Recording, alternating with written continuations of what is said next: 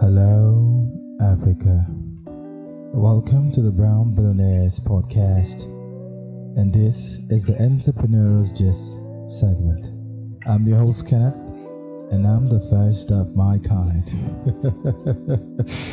So when I said it the first time, it was funny, and now it's even funnier.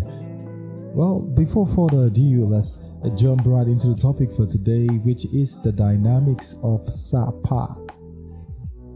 But before we go on, I want to give a special shout out to the digital marketing department of Cram Group of Companies that reached out to me after listening to the previous podcast, Black Tax, and promised to promote my next podcast, which is this one. So, comrades, we're going international, baby. Oh, yeah. Firstly, what is SAPA? Well, if you're still wondering what SAPA is, then this podcast is definitely not for you. Because obviously, you're a rich kid. Oh, yeah. The word SAPA is a term used in Pidgin English to describe a state of being extremely broke or poor. Usually after spending extravagantly, this is my last cash. I'll spend it. If I perish, I perish. Yeah, I'm talking to you. The truth is, as an entrepreneur in Africa or a continent like ours, there's a high chance that you're self-funded and also you learnt about money while practicing your business, which gives you an 80% chance of being broke on your first year, or maybe longer, it depends. So the question should be, how does SAPA affect you as an entrepreneur? Well, firstly, your business will lose the ability of being called matter.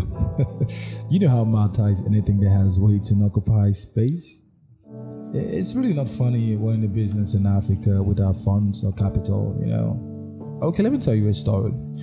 During the pandemic in 2020, I reached out to a friend of mine and asked him to join me on a startup. So we should have like a small computer training center, I figured we need around 3 to 4 million naira to get everything in place, and we even drafted a plan on how the business would go and everything else that was needed.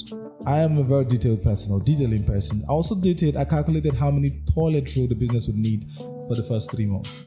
It was that detailed. And so we started. It was so real I could even foresee the profit of the business. In fact, I could calculate how much money we're going to make. The problem was, when we summed the money we had together, it was around 500k compared to the 3 to 4 million naira that was actually needed to start this business. Damn. So what I did was I suggested that we drafted out a step-by-step plan to carry out the startup based on some realistic projections. The first step was getting the place. So number one, let's get the place. When we finished renting the place, we were broke. You know how the difference of broke and broke? We were actually broke. That's how broke we were. And we had to even save for another month to be able to renovate the place and get it usable. We also thought about branding the exterior to get money from the students so as to buy the other things that was needed for the training center. It was ballsy, but nobody said being an entrepreneur was going to be a chicken-headed affair. But the plan did not work. The question is, why did we fail? And what would we have done differently? You see, one of the problems was lifestyle. We tried to use the whole fake it to make it procedure. Was it practical? Yes. But is it a business model? The answer is no. We also aimed too high. There were cheaper shops, but we chose the one at the top of the hill, as most would say. But truth be told, until this moment that I'm recording this podcast, I still didn't seem to have a problem with what happened. But the two issues I mentioned above, the more you receive information, the better your sense of judgment. What I think we should have done better was, instead of risk going to jail and tricking people for their money without having their service actually set up, we could have just started a home lesson, We'll go to your house, teach for a period of time, then go back home or go to someone else's house. That way we gain popularity, we make money, we save money. Then starting up wouldn't be so difficult because we have the clients already in place. Like I said, we aim too high. We could have just gotten a place that was suitable for our pockets, something that didn't force our pocket into a state of coma and also allowed us waste the whole month out of the 12 months that we actually have in a year, that is 11 months was left for us, still struggling. And now that we all understand what SAPA is, it means we definitely do not want it in our midst or our businesses. Which brings us to the next segment of this incredible topic. How do we avoid SAPA? Is SAPA actually avoidable in a country where the economy is as stable as a traffic light?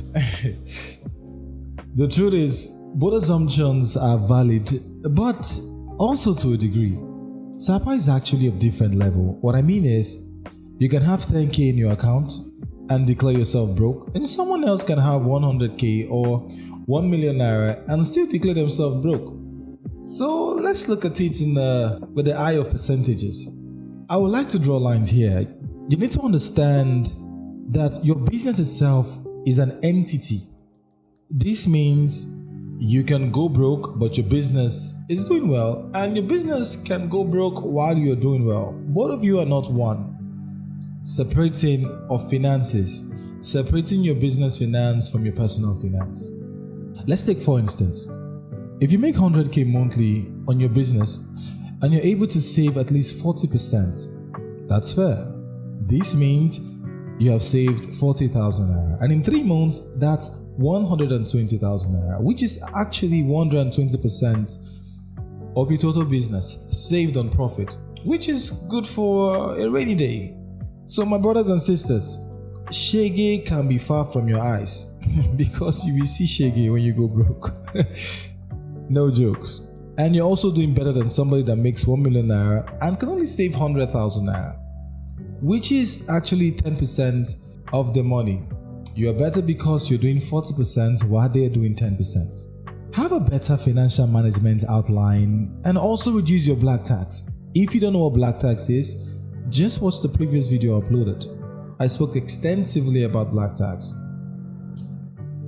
So, I hope this podcast have been able to free you from the shackles of SAPA and also elevate your financial strength.